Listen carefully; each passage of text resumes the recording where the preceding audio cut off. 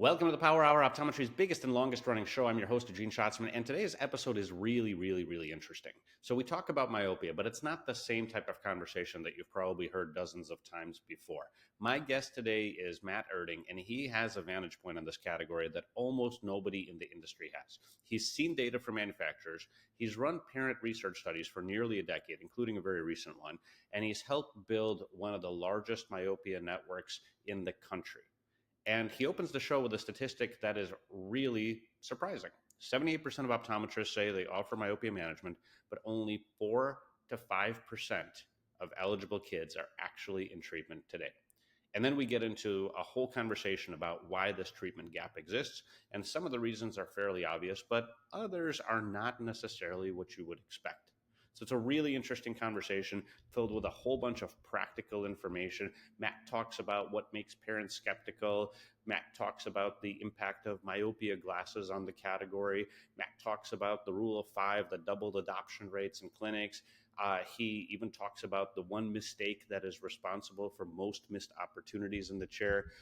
So we really get into things like treatment modalities, parent psychology in today's environment, how to communicate value to parents without making them feel guilty, which is a little bit counterintuitive, by the way, but really powerful once you hear Matt explain it. So the episode is packed with practical, immediately useful takeaways, a bunch of stuff that's kind of like, I wish I'd known this sooner insights, even for experienced myopia providers. So I'm excited to jump in. And as always, if there's a topic you want to dig into, if you need any help, if you want to just reach out to me directly, you can do so at eugeneschatzman.com or through the Power Hour website.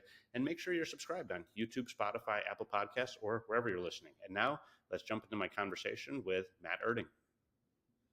About 78% of optometrists in the US say they offer myopia management. We get a lot of data from the vendors, and we know there's probably 25 to 30 million myopic kids in the US today, and only 4 or 5% of those are in some kind of myopia treatment. If we miss the kid when they're 8, 9, 10, 11, 12, and maybe we initiate a treatment of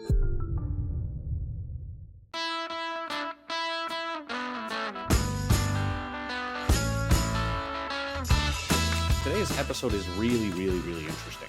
So we talk about myopia, but it's not the same type of conversation that you've probably heard dozens of times before. My guest today is Matt Oerding, and he has a vantage point on this category that almost nobody in the industry has. He's seen data from manufacturers, he's run parent research studies for nearly a decade, including a very recent one, and he's helped build one of the largest myopia networks in the country. And he opens the show with a statistic that is really surprising. 78% of optometrists say they offer myopia management, but only 4 to 5% of eligible kids are actually in treatment today. And then we get into a whole conversation about why this treatment gap exists. And some of the reasons are fairly obvious, but others are not necessarily what you would expect. So it's a really interesting conversation filled with a whole bunch of practical information. Matt talks about what makes parents skeptical. Matt talks about the impact of myopia glasses on the category. Matt talks about the rule of five, the doubled adoption rates in clinics. He even talks about the one mistake that is responsible for most missed opportunities in the chair.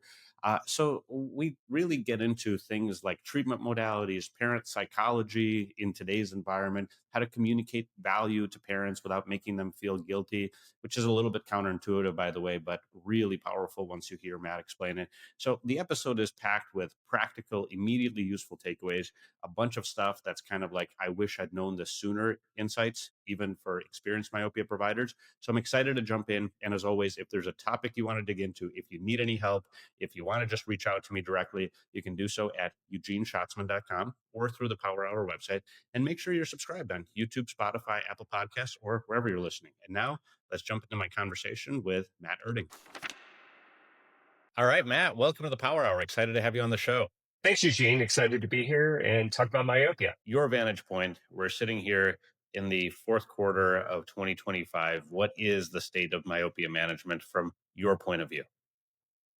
Yeah, the state in the US is still woefully underdeveloped. So while latest research shows about 78% of optometrists in the US say they offer myopia management, we get a lot of data from the vendors, and we know there's probably 25 to 30 million myopic kids in the US today, and only 4 or 5% of those are in some kind of myopia treatment. So we know there's still significant need to help more kids and get more optometrists proactively driving myopia management in their clinics. So we know a lot of optometrists put it on their website.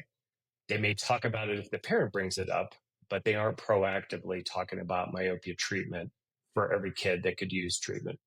So do you think the gap is in the chair? Do you think the gap is just like general parent awareness of this, or do you think the gap is the pushback that optometrists get when they do talk about it? I think it's multifaceted. It starts with parent awareness. So even though there's been some work in the last few years to drive more parents to be aware, work from the Global Myopia Awareness Coalition, GMAC, Cooper Vision's been investing in my site. We at Treehouse Eyes have done some investments in parent marketing.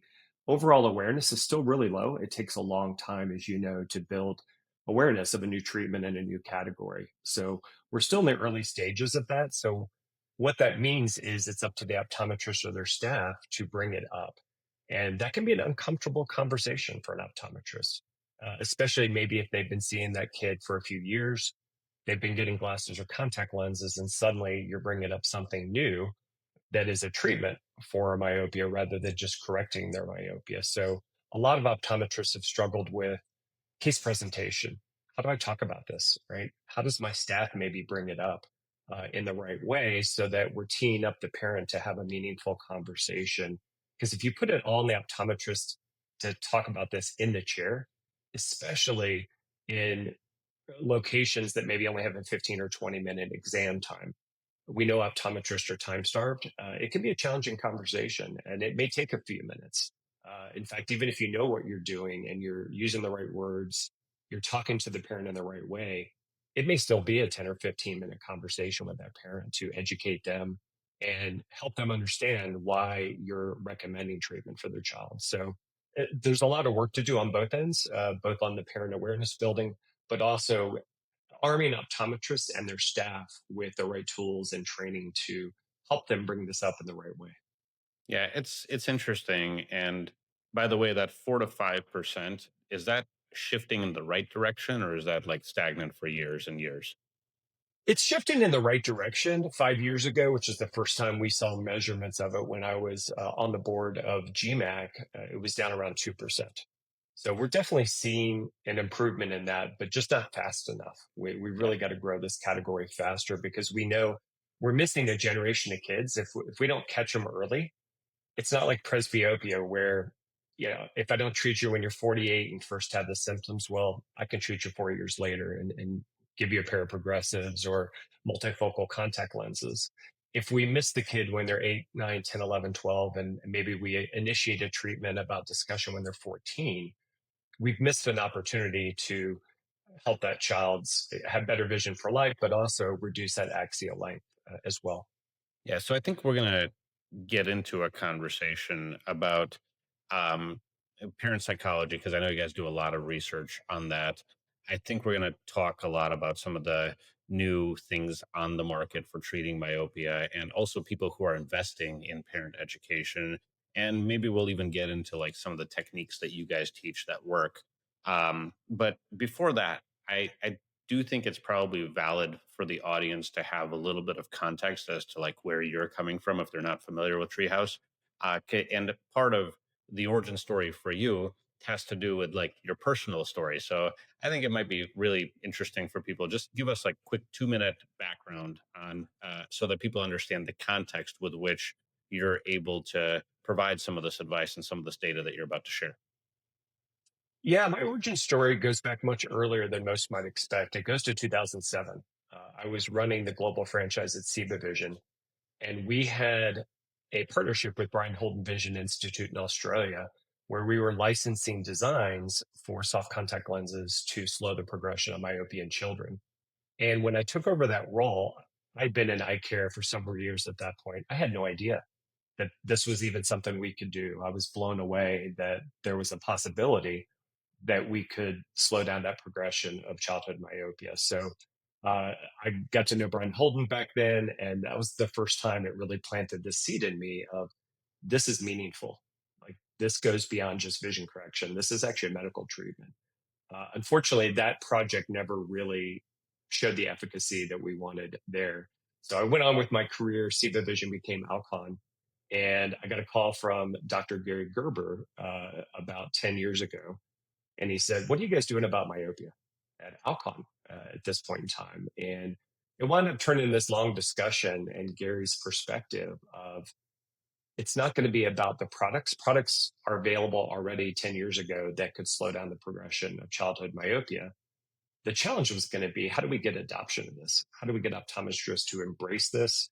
How do we help them, knowing it's probably going to be a private pay procedure, to get comfortable recommending it when the parent's going to be unaware? So we decided to start Treehouse Eyes about 10 years ago. And the defining moment for me was September 1st, 2015. So I remember the date because one, it was my birthday. Uh, but we're sitting in a research focus group facility in New Jersey. And we have a moderator in the room, and we had 16 parents of myopic children coming in for one-on-one interviews. And we're sitting behind the glass door or the glass window where they can't see us. And what we were trying to understand is if parents knew that there was a way to help their child not become a -6, -8, -9, and they would have to pay for that. It would involve at that point in time, really all we knew about was custom contact lens options, ortho K or soft lenses. Would they be interested? That was really what the research was designed to do is would they be interested? Would they be willing to invest?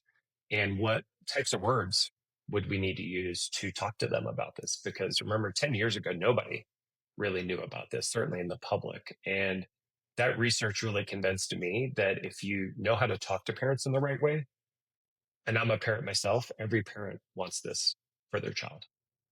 Every parent wants to help their kids' health. And that really is what convinced me to leave Alcon, start Treehouse Eyes with Dr. Gerber. And then to your point, my own personal story. So we had started Treehouse Eyes. I think we'd been going about 4 years. And my youngest daughter was 8 years old. And I coached her soccer team. After the soccer game, it was always a tradition to go to McDonald's. So we're at McDonald's, we're waiting to order. And I looked at her and she's squinting. And I looked at her, I said, why are you squinting? She goes, the menu's a little blurry because the menu's behind the register. And my heart sank. And I'm like, oh no, she's got my wife's eyes. My wife's a -6. And I'm an emmetrope. So took her to the OD. We went anyway every year to the optometrist for a comprehensive eye exam. And sure enough, she was already -75. And a year before, she'd been +50. So she had a huge shift in that period of time. Got her on treatment. Fast forward, she was on treatment for about 4 years. And instead of becoming a -6, which is what our calculators projected she would be, she's been stable for 3 years at a -175. So her axial length is less than 24. And so we've helped her.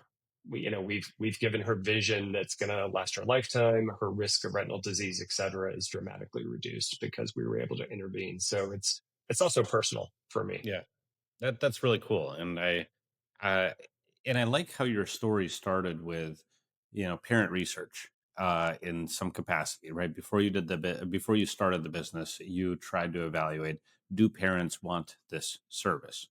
Um, Obviously, what you found motivated you to start the business, but talk a little bit more about the kind of research you guys have done with parents and what you found, that you're willing to share, that I guess helps make the case for how aggressive, or specifically how maybe tactically, providers should be bringing up myopia with parents.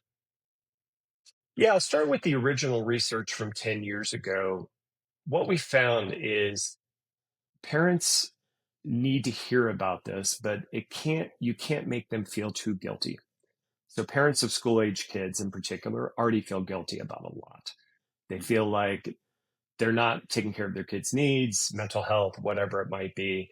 They worry about their performance in school or sports or other activities. And so when we tested out different messaging, some of it was kind of laying on the guilt of, if you don't do this for your child, you're a bad parent. Well, we learned quickly that's not the right approach, because parents just shut down at that point. So they need to be seen more as you're educating them and you're a partner, and that this is an option that they can and should choose, and you as the eye doctor are recommending for helping their child, and even using language like this is relatively new, so you take away some of that guilt, so that parents, who say, well, why haven't I heard about this before, am I a bad parent?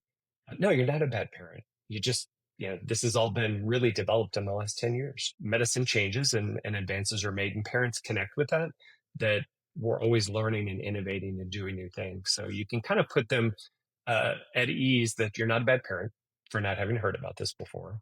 Um, as we know, there's a big genetic component to myopia. So a lot of these parents were myopic themselves. So they remember back to second grade, third grade, getting glasses for the first time, and how awful for many of them it was. They got used to it, of course, and they could see clearly. And we've even talked to parents that they had their own retinal issues in their 40s or 50s because of high myopia. So you can kind of connect with those parents as well and say, there's something you can do for your child that just wasn't available when you were a child. And that's a great way to talk to parents. And, when we started our first two treehouse company centers, I spent a lot of time in those centers talking to parents. So I probably talked to 300 or 400 parents of kids in treatment over the years. And what I've learned is they want to be given the option and knowledge that there is something I can do for my child. They may not choose to take advantage of it right away. There may be financial constraints. They may want to do their own research, etc. But they want to hear about it from their eye doctor first. And we often would hear parents coming into our treehouse center saying they were a little bit upset with their regular eye doctor because they didn't hear about it from them first. Hmm. So they want to be educated, and they want to understand not only the long-term benefits, but they want to understand the near-term benefits. That's another thing we've learned is if you only talk about you're reducing your child's long-term risk of eye disease when they might be 40, 50, or 60, it's not always that compelling.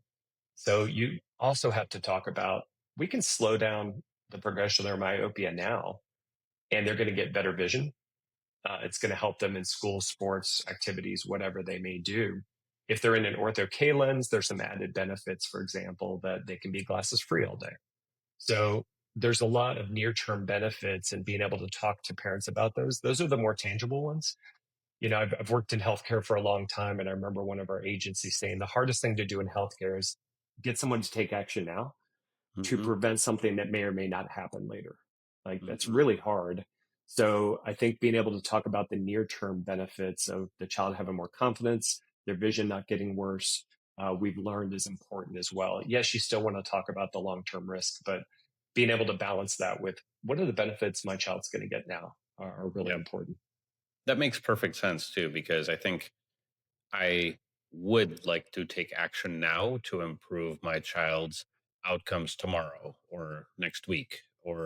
And like you said, it's going to make school easier for them. It's going to make sports easier for them. It's going to make their day to day activities easier. And it's going to long term prevent this bad thing that could happen. Right. That's kind of that's the premise.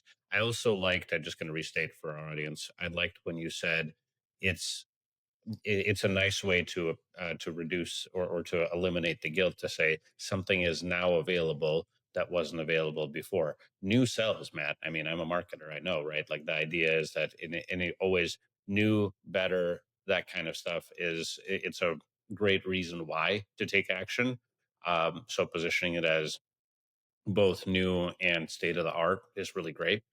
Um, so this makes sense, and I guess if I think about it, uh, I I have a really close friend, and I kind of use him as a great example because they switched eye care providers recently, and specifically the reason they switched is because somebody in some parent group that the dad in this case belonged to um, said, "Hey, you should take your daughter to our eye doctor because there's this thing called myopia, and these guys do these crazy contact lenses that prevent your kid from getting worse."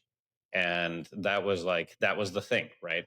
And this is also a parent who spends, every time I talk to him, like every night, his kids are in hockey or in swimming or in skating or something, right? Like, and so um, lots of activities for their kid. And he didn't blink twice to say, oh, this is going to help her. This, of course, like, why not, right? So how does this line up with other behaviors that parents take to, at least in your parent research, how do parents respond to saying, hey, this is a medical treatment? And how does this line up with other things that parents do that are clearly optional, but they do it for their kids, right? Like, soccer is not mandatory, but yet we all think that it's good for our kids to have some sort of sports in their lives, right? Yeah. So what's interesting, when we did that original research 10 years ago, we talked about the concept of this. We talked about different ways we might treat it. We then asked the parent, what would you expect to pay for something like this? We didn't give them a price point. If we could do this for your child, assume it works, because there was a lot of skepticism because they'd never heard of this. What would you expect to pay for it? And as humans, and this as a marketer, we look for analogs when we have something new that we just have no experience with. And so the parents, 16 parents, they either went to LASIK, because some of the parents had been myopic and had LASIK themselves. So they're like, oh, maybe, $3,000. Or they went to orthodontic braces, which most of their kids had. So they were thinking $5,000, $6,000. I remember one parent even said 10,000. And Dr. Gerber, if you know him, looked at me and said, "We're charging 10,000." I said, "No, we're not." Right? That's one parent. But what was interesting is they were trying to figure out what is something comparable that I invest in already for my child or myself. And what we've done additional research since then, is the great analog for parents is orthodontic braces. The age range is roughly similar. Um, the price point for orthodontic braces nationally in the US is actually $5,500 on average. 30% of American kids get orthodontic braces. It's a $30 billion category. It's huge. Wow. And it's an analog parents get. So there's two things, though, about orthodontic braces that are different that I think it's important for the audience to understand. It's good to bring up, but there's two major differences. One is, in orthodontic braces, you have a visible change at the end. A kid's teeth are straight, that you just don't get with myopia. But that's why we really recommend, it's important to measure axial length, because you can then visually show a parent, hey, your child's axial length was doing this and it's flattened out, right? It was going up and it's flattened out, hopefully, or slowed down dramatically. Well, it's almost like braces before the teeth get crooked. Exactly. Exactly. So that's just one difference, is there's not a visible thing, but you can make it meaningful for a parent if you're tracking exit length and plotting and showing them that data. The second difference is, and this is a really important one, parents expect to pay for orthodontic braces. It's not new news. So probably when their kid was 7 or 8 years old at the dentist probably teed them up and said, I know they did with my kids, said, oh, your kid's probably going to need braces in a couple years. And so mentally, I was already prepared that the time's going to come. And, we even saved some money to be prepared for orthodontic braces when the time came. The difference here is often the parents bringing their kid in for an eye exam. They're expecting to have VSP or something else pay for most of it. Maybe I need an updated pair of frames. And suddenly you're telling them, actually, I'm recommending myopia treatment for your child. Here's why. And the cost is going to be X. And they're just not expecting it. So that's where that analog does fall down a little bit. So being able to talk about price, talk about it the right way, talk about it as an investment in your child, is a little different than orthodontic braces. But when you know how to talk to a parent the right way about it and present it, our close rate is over 80%. But in the early days of Treehouse Eyes and our first clinics, our close rate was in the 20s. But Yeah, we've learned over time, how do you talk about this in the right way? and I suspect that that's a big part of that initial statistic that you shared in kind of the state of the category. The 78% of optometrists say they're doing myopia management, but only 4 to 5% of the eligible kids are getting the treatment. And how big of a billion-dollar industry did you say braces are? It's 30 billion in the US. Okay, so 30 billion in the US. I was just doing a little bit of math and I was thinking, okay, so you said there's 30 million kids that are potentially eligible candidates. And if you take, I don't know, a quarter of those kids, which works out to what, 7.5 million kids, right? And you take a quarter of those kids, 7.5 million, you say, hey, how much does an average myopia treatment cost? 2 grand, right? Something like that. Yeah, 2 to 3 grand for most practices. So that's $15 billion in revenue. And I went conservative. I think 1 out of 4 kids who are candidates, if you had a really good, you said that braces adoption rate is 30, it's 30% of kids, but that's probably, I don't know what percent of candidates, probably a much higher percent than 30% of candidates. So Yes. I think about this and like, that's $15 billion that we're, as an industry, we're leaving on the table every year. No, That's that's absolutely right. I was asked to do a category overview about 4 years ago for the Ophthalmology Innovation Summit, just stated the category and what the opportunity was. And I shared the total addressable market, in our opinion, is about 50 billion. Um, and that's not the entire, that's just the addressable market. yeah. So if we treated every kid, it's much higher than that. But yeah, it should be probably a $50 billion category anyway. So if I think you guys have learned a lot from your network, and you already mentioned, you have like 80% close rate on treatment or treatment adoption rate. What do you think the average optometrist has as far as their, um, or before people come to you in your network, what does it go from and what does it go to? Yeah, I've heard various stats from some of the manufacturers. 30, 40% close rate seems to be pretty common for practice that what we call dabblers. So they're not talking to every kid about it, but they see certain opportunities, maybe a kid that's at high risk, and they bring it up before that kid. And one of the challenges with that, if you're not presenting this every week, it's just not second nature for you. Mm. So you don't get good at it necessarily. If you're only taking a few shots on goal every month, it can be something that's just hard to refine your skill and get particularly good at. Right. And you're probably overthinking it. You're probably overselling it. I've heard from super experienced providers actually on this show. One of your doctors, Tan Mai, was saying like simpler is better, shorter is better. Is that what you guys have learned? It is. And one thing we've learned, and at some point in like year three, we were on version 23 of our case presentation. So literally, Dr. Gerber would go to our clinics and videotape patient interactions from the OD, which they hated, of course, Hmm. and then analyze it afterwards and look at, oh, here's where you lost them. You said this. And I think the most common mistake we've seen is optometrists getting into the weeds of the technology too much instead of keeping it simpler and focusing on the benefits. Because benefits for most parents is what they want to hear about and understand. Do they care about your 11 concentric rings or the exact number of microns you're reshaping the cornea? No, but optometrists are scientists that well clinically trained, and a lot of times that can be their go-to. Well, let me tell you about how it works.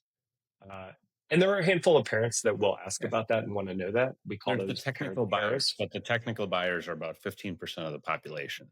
The That's 85% of the probably population are non-technical buyers. that's probably exactly right. You know the stats better than I do, but our experience is you focus on the benefits. Not necessarily. So I go back to a good analog with the orthodontist. When both of my daughters needed orthodontia treatment, he didn't come in and say, I'm going to put in 32 brackets. I'm going to put in 12 rubber bands and I'm going to do this, that, and we're going to move it by so many microns a month. He just said, your daughter's a good candidate. The treatment's probably going to be about 2 years. It's going to cost $6,000. And she'll tell you how to pay. And we'll have your kids' teeth straight. and that was it. So, and I'm not saying it always should be that simple for myopia management, but Dr. Ma, who's one of the best in the country at this, is right. Simpler is better. Focus on benefits, not necessarily the detailed science, unless they want to know, and then you can be prepared to talk about that. Yeah.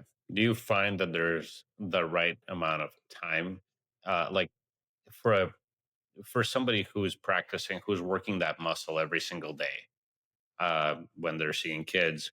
What's the How long does it take them to do a rep? If we're going to stay with the same analogy.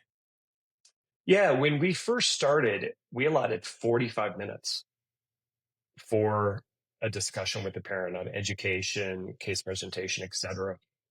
We were able to get that down to more like 15 now through better words, shorter case presentation. And then we have some tools that we use to pre-educate parents before they come in, some video content. We now have a tech doing some of the pre-workup so that by the time they get with the OD, they can do the clinical portion of the exam, make the recommendation, maybe answer a few questions. It might take an extra 5 to 10 minutes that you wouldn't normally account for in an eye exam. Got it. Got it. That makes sense. But I will tell you, even that 5 to 10 minutes, if you're in a primary care practice and you're running behind and maybe you only have 20-minute slots, it can be tough. And that's why we often tell practices, if you leave it to just the optometrist to implement myopia management, it's not going to be successful. It needs to be a whole team approach. How can your staff help with that process? How can even the optical staff who's helping with frame selection and things like that afterwards reinforce the recommendation so it doesn't all have to sit with the optometrist? Does it make sense to, if you're saying it's, hey, it could potentially be a 15-minute appointment, do you potentially bring them back, or do you find it's more that you have a higher success rate if you just hit it during the comprehensive exam? So what we recommend, we have a model where we partner with full scope optometrists to implement myopia management in their practice. And what we recommend for them, because they are doing primary care eye exams, is at the end of that eye exam, it's about a 1 to 90 second max presentation. What we call it a mini consult. Hmm. And essentially it's saying your child has myopia, it's progressing, it's going to keep progressing. I'm recommending treatment for them. I want you to come back. We're going to do a dedicated consult. I want to do a couple additional tests, and we're going to talk about treatment. So we find it better if you try to cram it into a comprehensive eye exam. It's really tough, but teeing them up throughout the process, starting with the staff, and then taking that 1 to 1.5 minutes. Most parents will say, "Okay, I'll come back. It's a free consultation." You might even be able to tie it into if they're getting new glasses or contacts. When you come pick those up, we're going to do it then. So you can save the parents some time as well. So we do find it better if you're doing a comprehensive eye exam, bring it up then and maybe bring them back for a dedicated myopia consult. Got it. And some practices probably charge money for that. For some practices, it's free. Yeah, yeah. It's we tried it both ways. For our practices, we do it free just because we will we want to reduce the barrier to the parent. Some practices like to charge for that, and then they might apply it to treatment, for example, if the kid moves forward in treatment. Well, and with an 80% close rate, you can absolutely afford to do that for free. If you've got, You can. what's an average treatment, $2,000 to $3,000? For most practices, that's what they're charging maybe for the first year. Practices have different models. Some charge the same fee every year. We tend to charge a higher 1 or 2 year fee because that first year or two is when a lot of the more intensive work is being done. We're bringing them back a little more frequently. We want to measure axial length.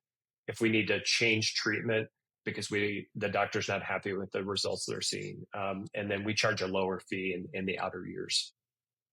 Got it. Makes sense. But, 80% is still, I mean, I think you can afford to spend a little bit of money on the consult, and time and money on the consult. If you're closing 80% for an optometrist who's closing 30%, they probably can't do that for free, which then again creates another barrier, which then creates another reason why their patients don't get the treatment that they potentially are a candidate for.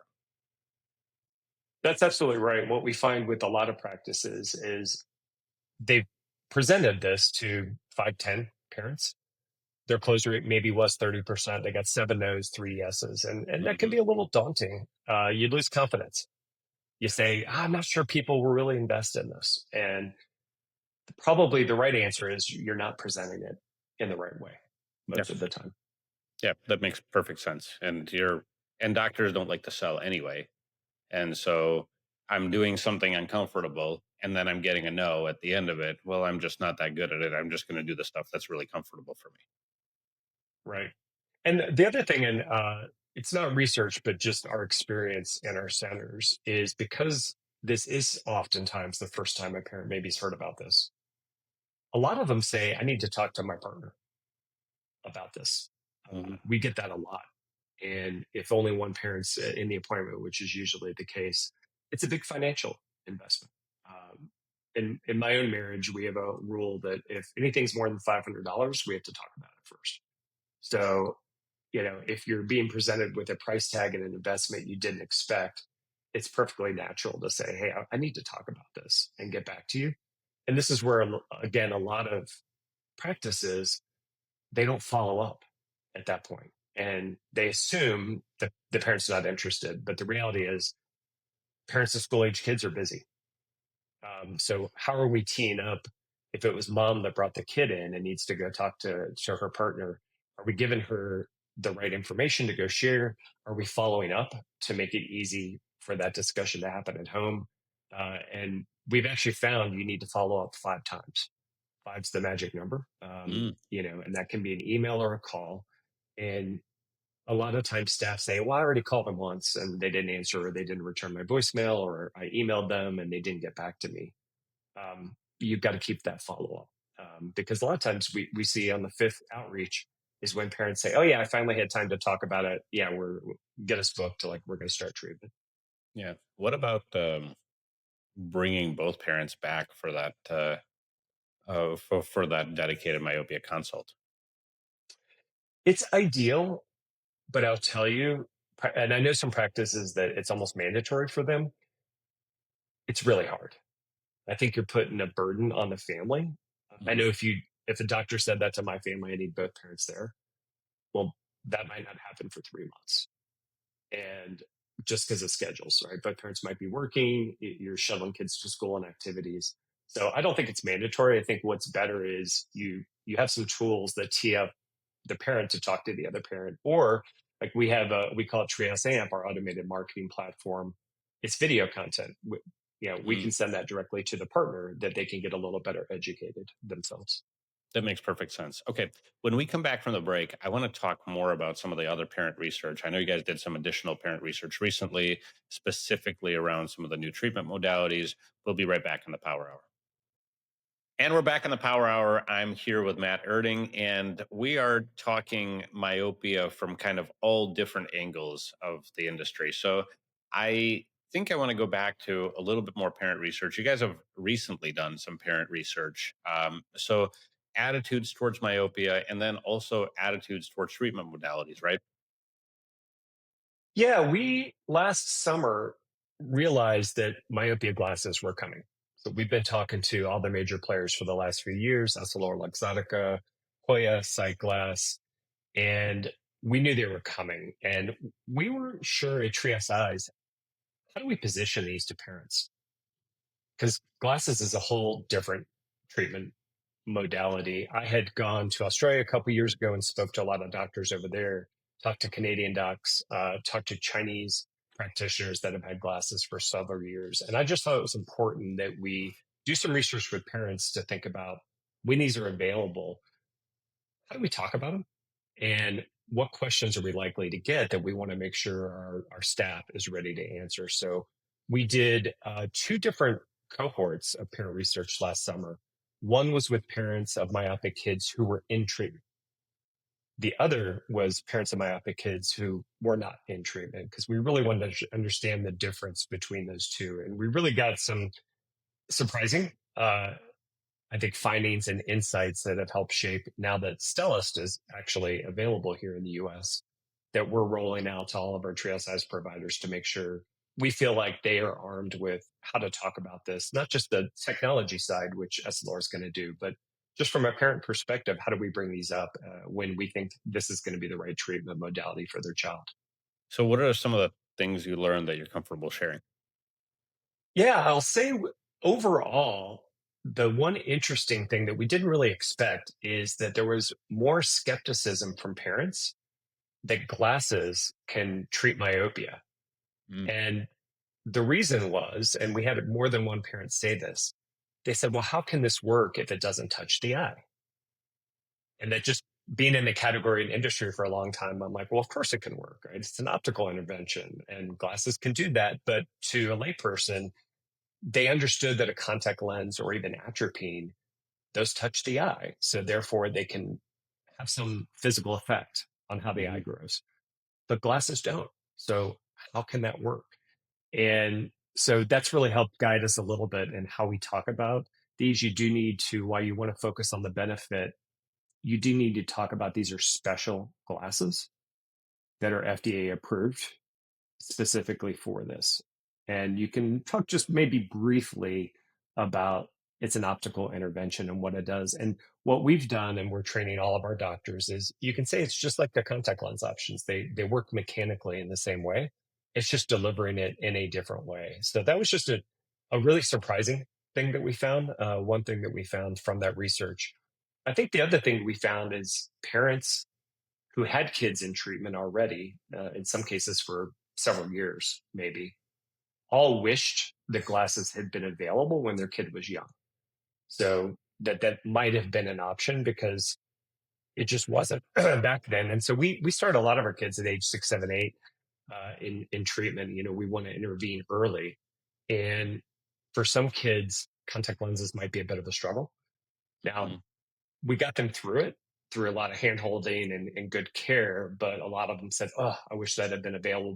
Maybe it would have been training wheels for the first year or two, you know, for my child. So I think the fact that Stellest in particular has approval as low as age 6 is really going to expand the market opportunity to get some of those younger kids who, you know, just aren't ready, or the parents don't think they're ready for a contact lens option, or just for whatever reason, even they think atropine is not something that they want to do for their child.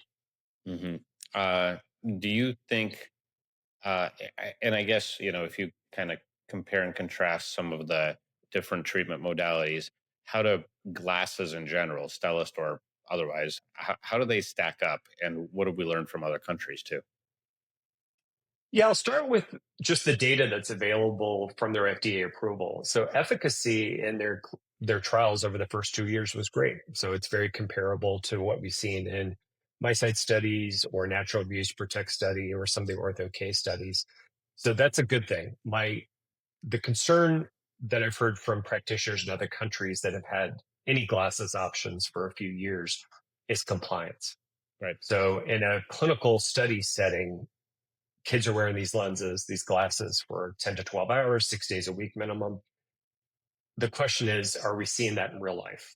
Hmm. And the answer is it's mixed, is what I'm hearing from practitioners in other countries. So I think patient selection is going to be really important, that you're confident as the practitioner that they're going to be compliant.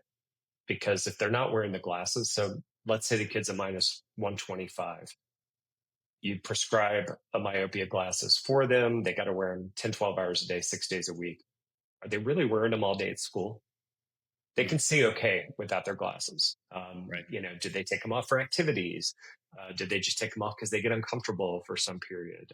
So I think patient selection is going to be really important. And then I think the other key thing is you can't just prescribe these and forget about the aftercare piece of things. So you're going to want to bring that patient in, you know, every 3 to 6 months is what we're recommending. Do axial length check, et cetera, because self-reported, they may not tell you if they're being compliant, and the parent may not even know. Again, we don't see our kids all day at school, so we don't know for sure if they're being compliant. So monitoring them and monitoring not just the refractive error but axial length to see is it working, and then making an adjustment to the treatment plan if needed is going to be really important with glasses.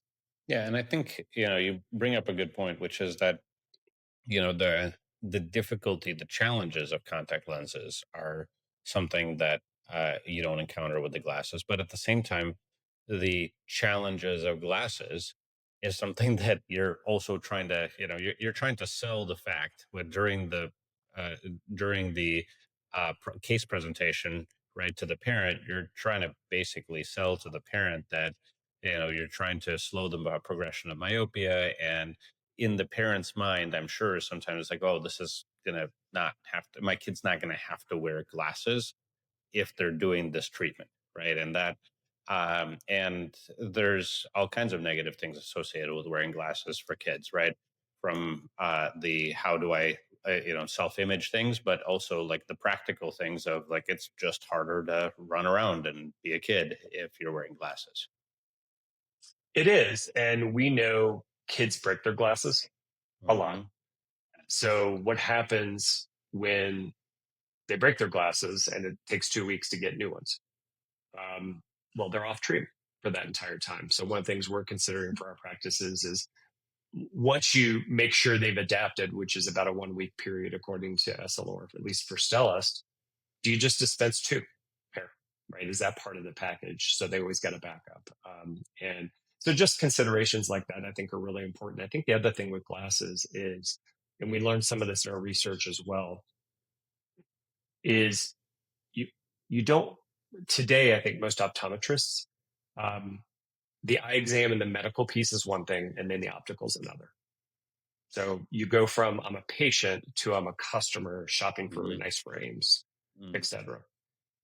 You can't do that with these myopia control glasses. This is a medical treatment. It's a class 2 FDA device. So you don't want to separate the glasses from the medical exam piece of things. So I think that has impact in terms of how you think about pricing. Um, just saying, okay, yeah, I've got my eye exam and I'm done. And now you go out to the optical and, get your frames that work with Stellust. And that's a separate charge. Yeah, it might be billed separately and managed vision carriers are going to, have some allowances and things like that. But bundling it all into this is a medical procedure that we're doing. Glasses are just the tool I'm using. Just like I might use atropine or a contact lens option is going to be really important because otherwise I think you devalue the optometrist skill and the medical treatment portion of this. And from a parent's perspective, well, it's just glasses. So, like, what's the big deal? So, I Yeah. think that's going to be something we have to navigate, and optometrists have to think about how they position these. And you don't want it to just be treated like another pair of glasses. Yeah. And I think, it's interesting as I'm thinking about how most optometrists price their myopia program, which is usually there's a price and that's it. And like stuff is included. And I'm curious whether now we have to start thinking about, okay, this is how many remakes you get, right? Well, how many times is your kid allowed to break the glasses? And what if the lenses are scratched when those glasses are broken? Then, what do we do then? And, glasses are easy to lose sometimes if you do take them off during the day. So I think about how that impacts an optometrist who's trying to bring this new modality into their practice in general. Yeah, and I think what we're going to see is those practices, and again, based on the numbers, there aren't tons of them that really drive myopia management. It'll be just another tool in their arsenal. Mhm. And whether they choose to dispense two pair up front or one, it's going to be pretty straightforward. I think for practices that haven't done much myopia management or just dabbled in it, getting their head around what are my policies on this and how does it need to be different than normal glasses, thinking about my professional fee and how I charge for that. So it's not just seen as, well, you get an eye exam and BSP is covering that, and you get a managed vision care allowance for this, and then that's it, right? Because you do need to see that patient back frequently to check refractive area and axial length, and you want optometrists should be paid and reimbursed appropriately for their professional time for that. So I think glasses will expand the market. That's certainly our belief. Is more optometrists that maybe weren't comfortable with ortho K or just never really got into soft lenses and maybe weren't comfortable with atropine. The great news is we have another option that maybe feels more familiar and more comfortable. But I think also thinking about just making sure it's not seen as just another pair of glasses is going to be Yeah. critical. Yeah, I think that makes sense. And, from a cost of goods standpoint, I know that there are some optometrists who approach myopia management from a, cost of goods times three type of thing. And then they charge maybe separately for their professional time. Or there's other ones who say, hey, this is a flat fee program and here's, call it $2,000 and it includes any of the modalities. I guess if you consider all the modalities, what is the most, what is the most advantageous from a cost of goods standpoint? But then it may also be time consuming, so you have to balance that specifically. Yeah, and you've got it exactly right. So if you just look at the cost of goods, most of the time, an ortho K lens or a pair of lenses is going to be your lowest cost of goods versus an atropine, a soft lens, or potentially glasses will probably be in the same realm as an ortho K lens.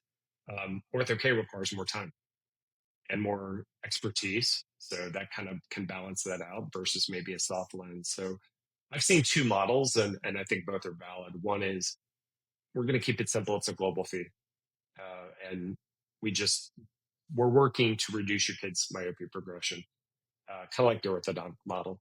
The other model, again, equally valid, is I'm going to kind of charge atropine's easier. I don't need as much maybe professional skill, so I might not charge as much for an atropine regimen. Um, versus ortho K, I'm going to charge more for, especially a complicated fit that may be harder. So I think you can choose whatever feels right for you for your practice. Um, for me, it's about helping the kids. So however you want to charge for it, as long as you feel comfortable with that, and you also know how to talk to a parent about why the fees are what they are. Yeah. So, Matt, before we wrap up, I'm going to kind of ask you to list, and we've maybe covered some of them on the show already, but if you had to kind of list the biggest mistakes that people make, I just want to reiterate some of these again. And I'm all about helping the industry close this gap that you identified in the first few seconds of this episode when we talked about the 78% of optometrists say they're doing something with myopia management, and yet only 3 to 4% of the kids who are candidates are in treatment. And so, in order to close this gap, let's itemize the top three mistakes that we really need to stop making. If and really maybe at the same time, we can talk about how to take action and stop making those mistakes. Yeah, I think number one is not recommending treatment for every child who would benefit. That's just the number one mistake. We're Right. not bringing it up consistently in every practice. And that's being driven by it's sitting with the OD only and the staff's not involved. Um, lack of confidence from the optometrist, or oftentimes they're judging the pocketbook of their patient and saying, I don't know if they could afford this. So Yeah. Okay. number one thing And I and tell I'll add one more to practitioners that. is talk about it. Yeah. And I think Go I'll add ahead. one more to that, which is inconsistency between doctors, is what I've seen. One OD is doing great, oftentimes the owner OD. And then, the two associates who are in the practice are barely bringing it up. And I think you make a really good point is that if they're a candidate, just bring it up. And you even during the show, you gave a quick, you call it your micro consult or whatever, your mini consult. If it's an extra 60 seconds, that has a chance to make a big impact on that person's life and also have a meaningful economic impact on the practice. Like, why not? Right? Why not make that investment? Okay, Yeah, that's I number one. agree. That's number one. Number two is it's related, but it is different. Bring it up before they're myopic. Mm, So it sounds a bit weird, but go back to the example we talked about earlier in the show. Our dentist started telling us when our kids were 7 or 8, your child's likely to need braces. When they were 11 or 12 and needed braces, I was prepared for that. mhm. Mentally, emotionally, and financially, I was prepared for that. So oftentimes a kid's first experience with an eye doctor might be age 6, they're going to school for the first time. Not many kids, more kids now are myopic at age 6, but a lot aren't at that point in time. Even if they have no risks, even if the clinical exam shows they're probably low risk for developing myopia, bring it up at that point in time, right? I'm measuring your child's axial length. We're going to track it every time they come back. Here's why. There's this thing called myopia and it progresses and we want to catch it early. So if that child at age 9 is suddenly a minus 75, their axial length is popped to 23 and a half, it's not a surprise to the parents. So that would be my second thing is don't just bring it up when you see the kid's a candidate now. Bring it up. Have the conversation a couple times before they're a candidate. Yeah, absolutely. Makes perfect sense. And then from a practice perspective, the third thing I would say is follow up. When you make a recommendation for treatment and they say, I got to think about it, which a lot of them are going to do, follow up, follow up, follow up. It can be hard for your staff. This is a service we provide our triage providers. We follow up on their behalf for them, but just have someone designated in the office. That rule of 5, follow up 5 times, right? Once a week for 5 weeks unless they say no, stop bugging me, or unless they say yes. And then put a note to follow up again in 3 months. Yeah. So, and the thing I like about your program is that they're not just following up and saying, hey, just checking to see if you're interested in treatment. They're sending valuable content. They're sending valuable information that continues to that continues to position the practice as an expert and continues that kind of stream of education for the parent. So the parent's like, yes, I was exposed to something new. I do have to make this decision. Oh, and here's another reason why I should make this decision, right? And I think that that there's a difference between annoying follow-up, which is why I imagine most people don't do it, and value add follow-up, which is kind of an extension of care. Yeah. And I think it's also just not assuming the parent isn't responding to you because they've decided no. It's just recognizing parents are really busy. Oftentimes I'm getting back to my child's healthcare provider at 9 at night on email or online through the portal. So we're busy. And that constant follow-up gives us that opportunity to remind us and hopefully have that conversation that we need to have at home before we're ready to commit to treatment.